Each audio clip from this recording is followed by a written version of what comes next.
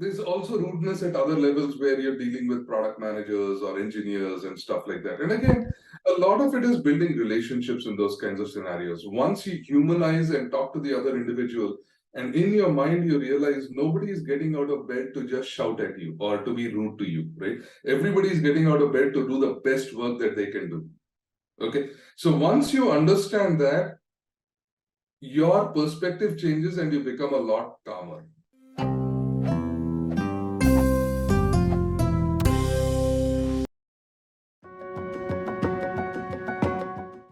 So let's start. Good evening, everyone, and welcome to another college upskill session.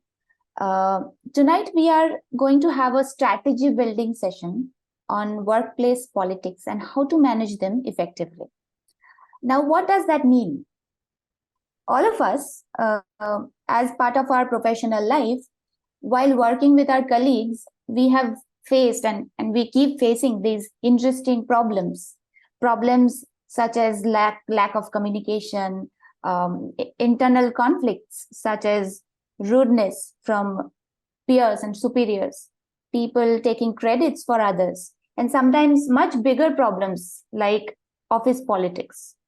So tonight we are going to talk about these problems and navigate through these problems and strategize effective ways to manage them, and that will help us to move up in our career.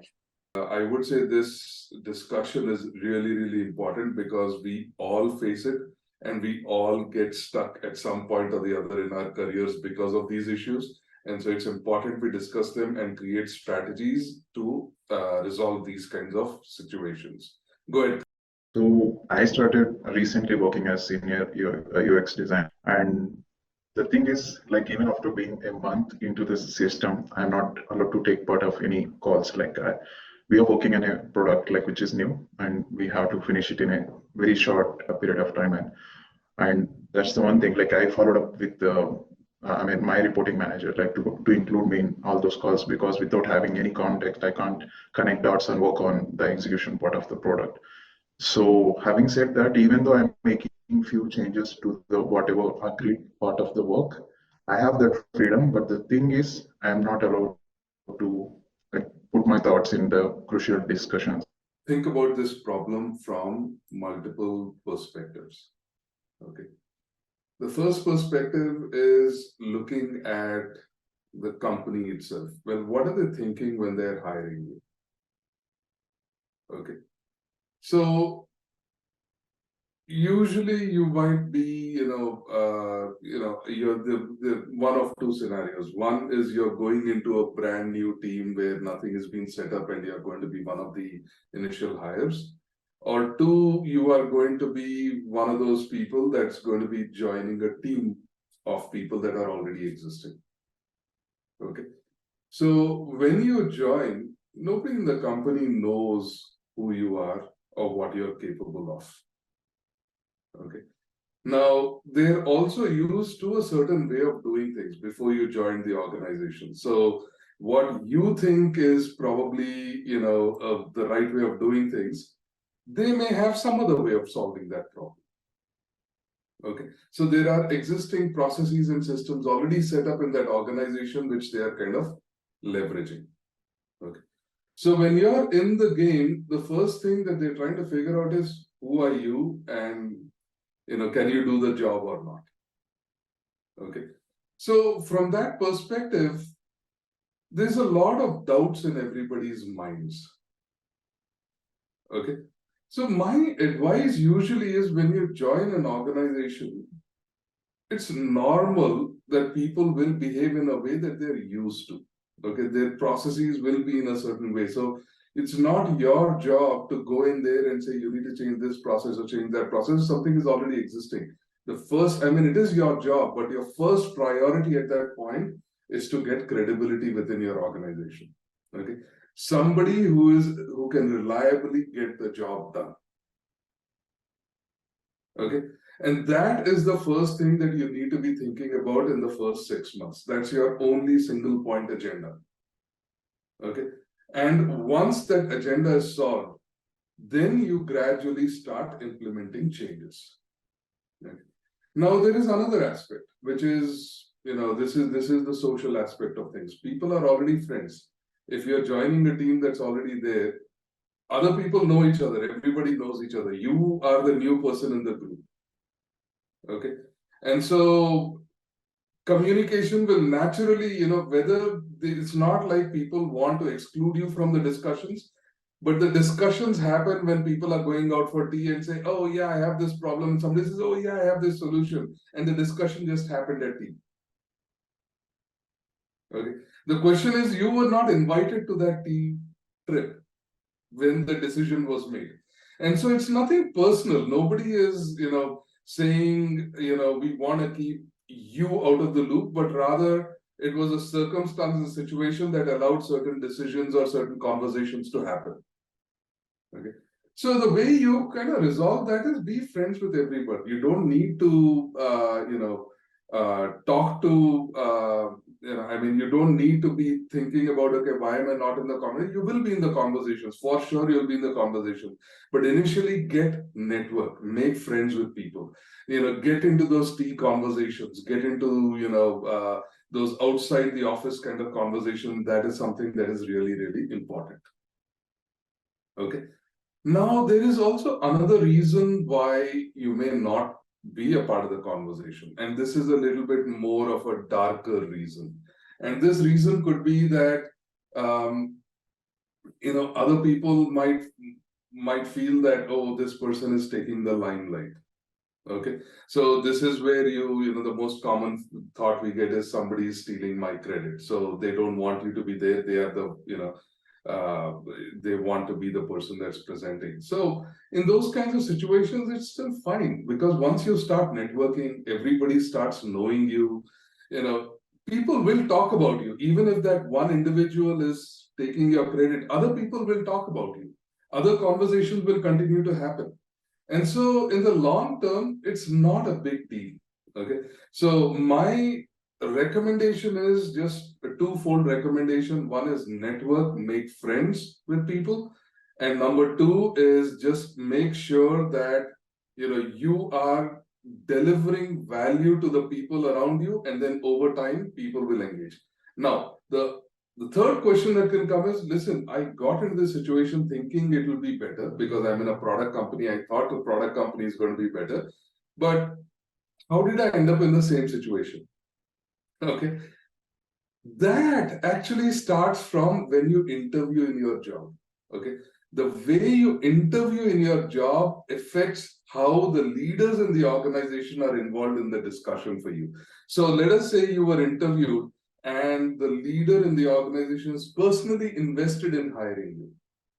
Okay. Or there is a bigger problem that's been given to you. Okay.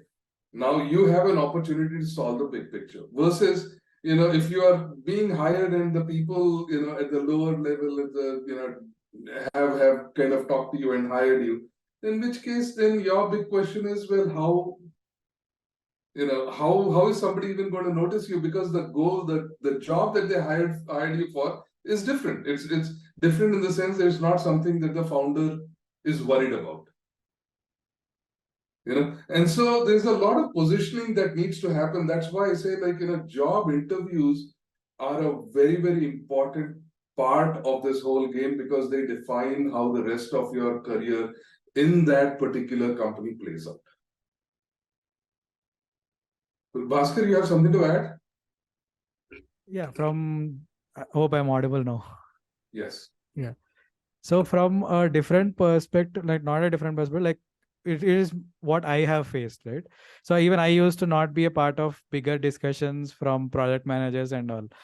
And eventually what has happened was there was a disconnect. I mean, there is a bridge between what is expected, what are we doing, and there is a communicating component there, right? So if we look at the other way around, so we tend to ask questions because we are not unclear and we are not able to execute. So if we try to ask few questions around it, so why did we choose this or why did we choose that? That questioning component will make the other person who is in the middle to actually give the access of that meetings, right?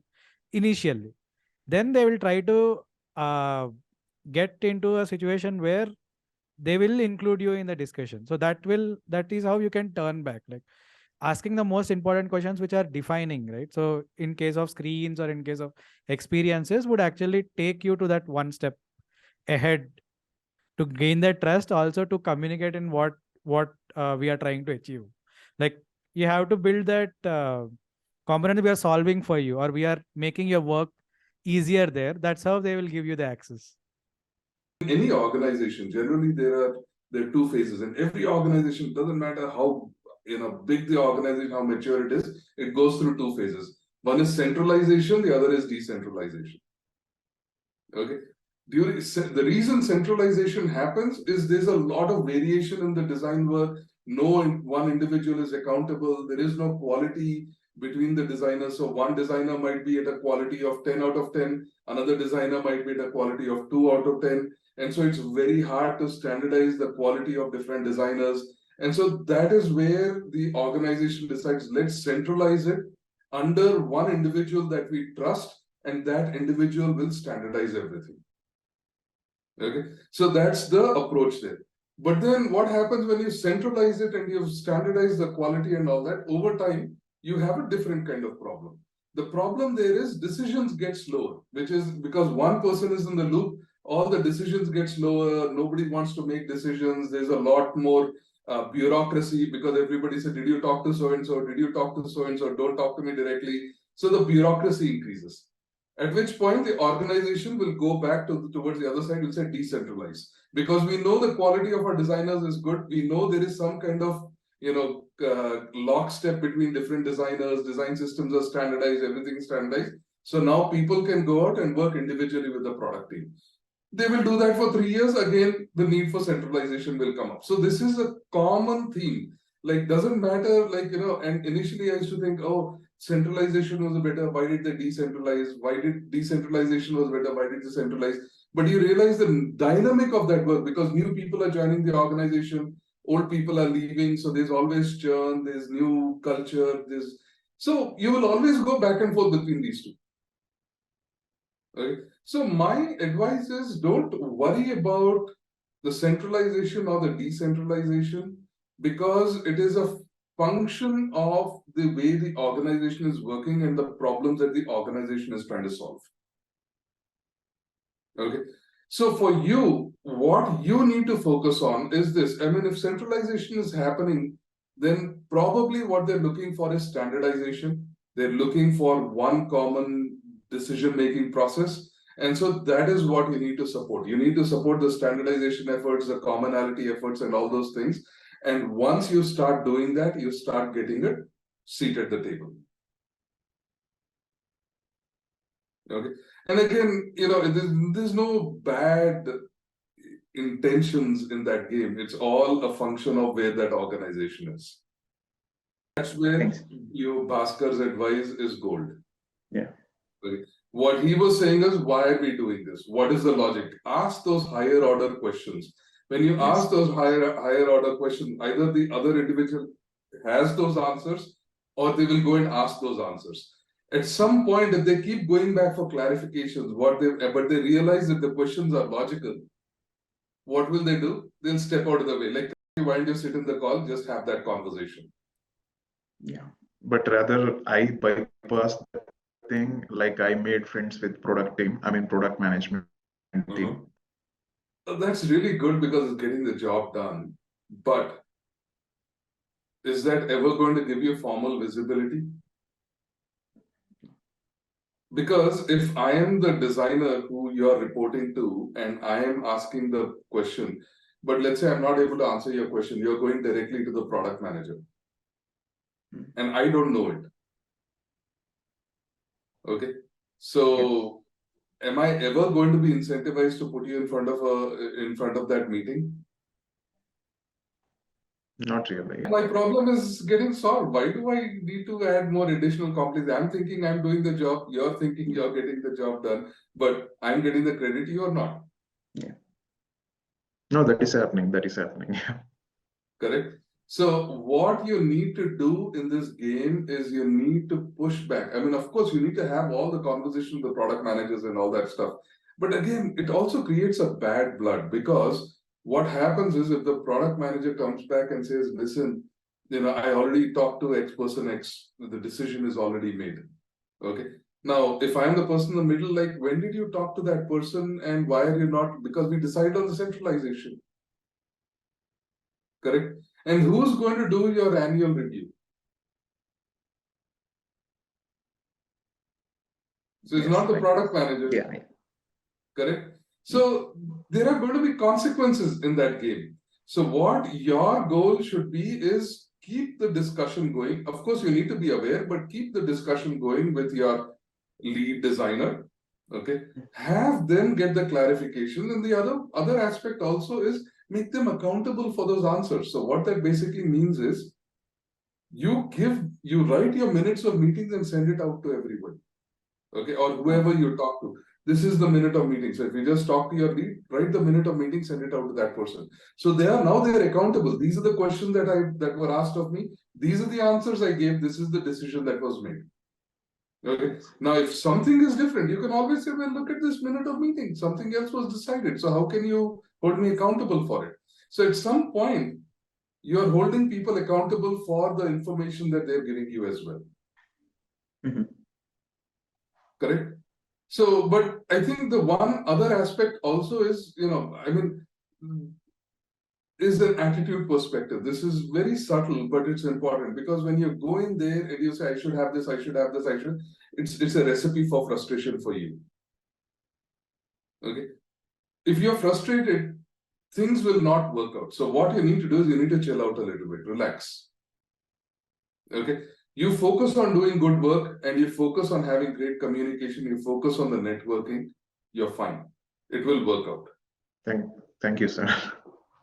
Cool. Awesome.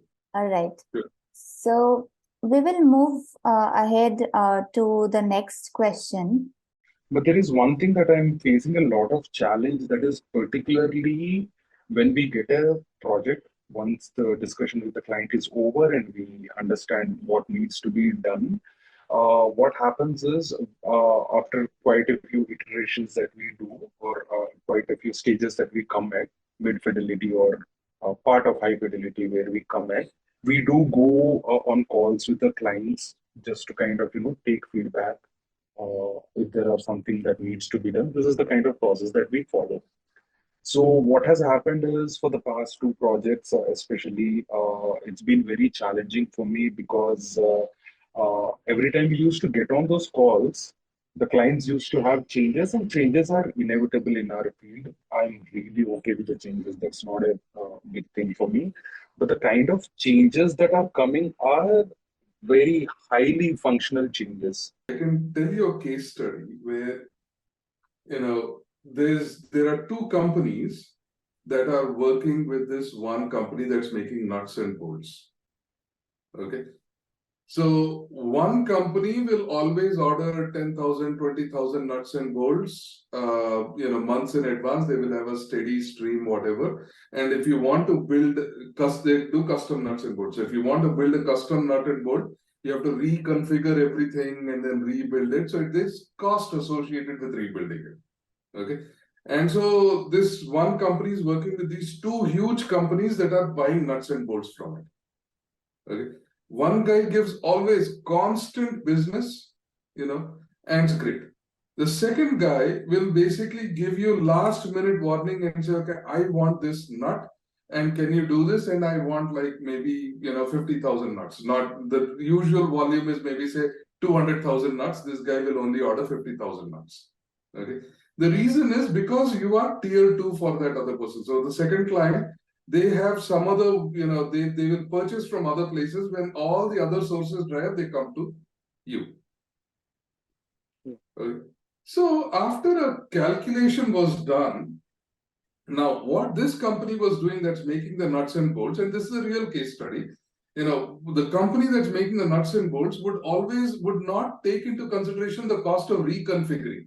Because first you have to reconfigure for this one client, then you're only making 50,000 nuts. Then you have to change it for the other clients again. So making it and changing it is what takes, you have to shut down everything for 4 days. That's 1 week, almost 1 week of productivity lost just to make 50,000 nuts. Okay. So the long term, when you think about it, it costs you more to work with those kinds of clients. Yeah. And even though you might hope that, yeah, tomorrow they will make me tier one, they have not made you tier one in the last 3 months, 4 months. And so you're losing money. So the money, the profit you're getting from the first client where you're making 100,000, 200,000 nuts, you are actually taking that profit and paying to the second client, and you're subsidizing the second client. Okay. Same thing happens in design. Okay. When you're doing design, you start realizing that when you look at all your clients, 10% of your clients will take 90% of your resources.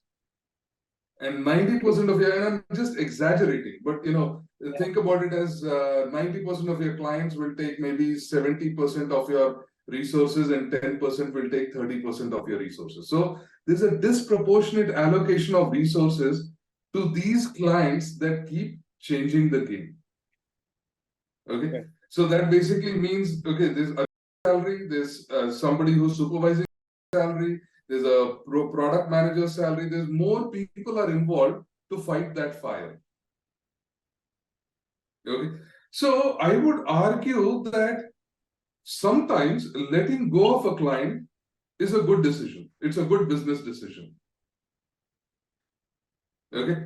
Now there's also another aspect. So when again talking about from a studio perspective, okay, if you have a client that is that painful, okay, fine, you will do the work once, twice, thrice, and all the service guys can tell you this.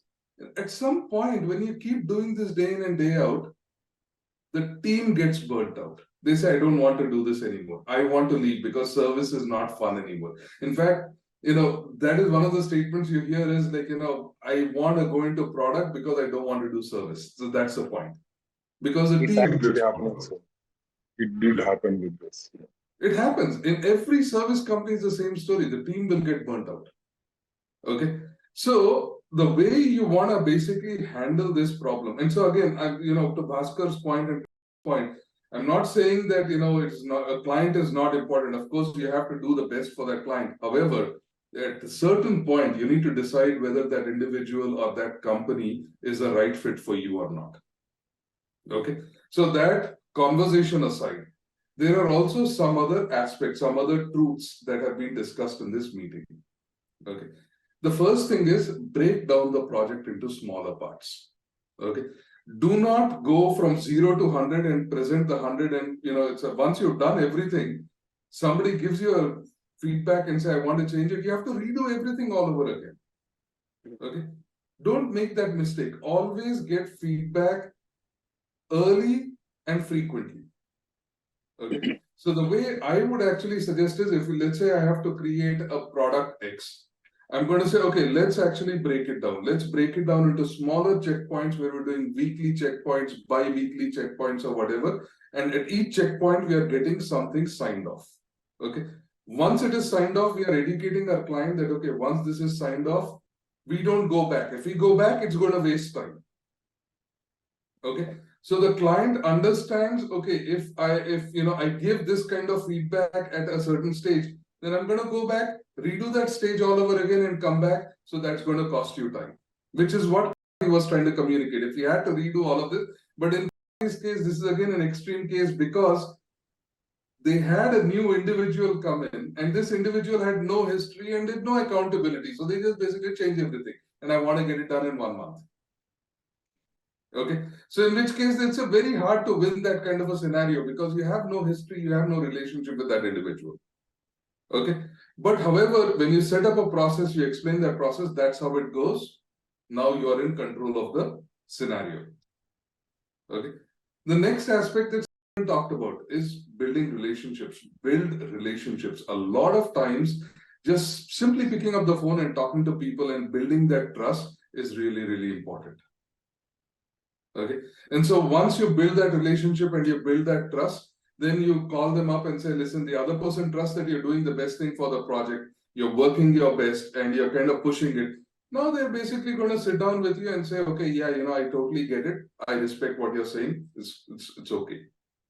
Okay, so that is what I would say. And the last one I would say is build accountability. For every decision that is made, document it, share it. Okay, so, and I can tell you many times that I've been in projects, some client will come back and say, listen, this is what I wanted you to do, right?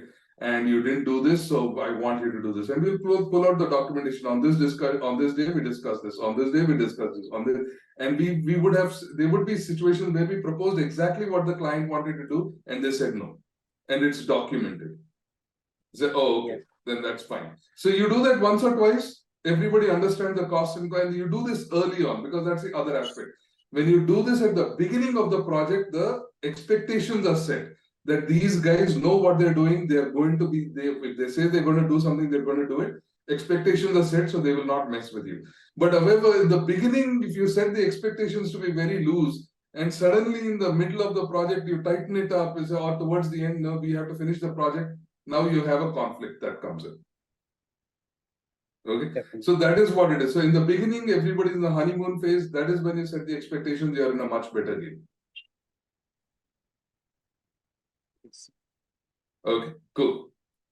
Awesome. So there is one more question that I want to take, and I think this question is really important. And I know we are running short on time, but I do want to talk about this one question that was anonymous, but it is very important. It impacts all of us. So this question came to us anonymously, and it says how to confront colleagues about their rude behavior that they might not be aware of, and let them know politely that their behavior is affecting others.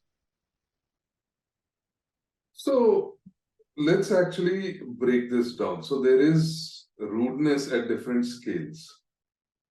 Okay. So for those of you, and I'll just give you an example. For those of you, and I just say show of hands, or you can just say yes or no. For those of you that see the Feedback Friday sessions, how many of you feel that I'm too blunt and I'm, making the other person, giving the other person very harsh feedback? See, the point is this, and then, this, and I know where this comes, sometimes this is what happens. So when I give feedback, okay, I've had some people come back to me and say, wow, the feedback was good, but now I'm overwhelmed. I don't know where to start because there's too much feedback. Okay, that's one type of comment. The other kind of comment is I kind of don't have confidence because I made so many mistakes. I don't have confidence to fix it. Okay, I thought I was great. You gave me so much feedback. Now I think I'm horrible. So I've lost my confidence. Okay. So there is a very fine line between both of these states. Okay. One state is, wow, I realized I made a mistake, so I'm going to fix this. The other state is, oh, wow, there's so much feedback that I don't have the confidence that I know design anymore. Okay. It's a very fine line.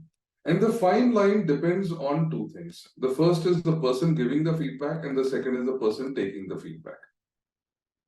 Okay. Now, there are other ways, there are other circumstances where people are rude. So this is not just the feedback session, but people could be rude in scenarios where, let's say, they want to make a certain decision, and you are basically stopping that decision. So they're just cutting you off and or when people are collaborating, somebody wants to speak up and kind of drown your voice. That's also rudeness.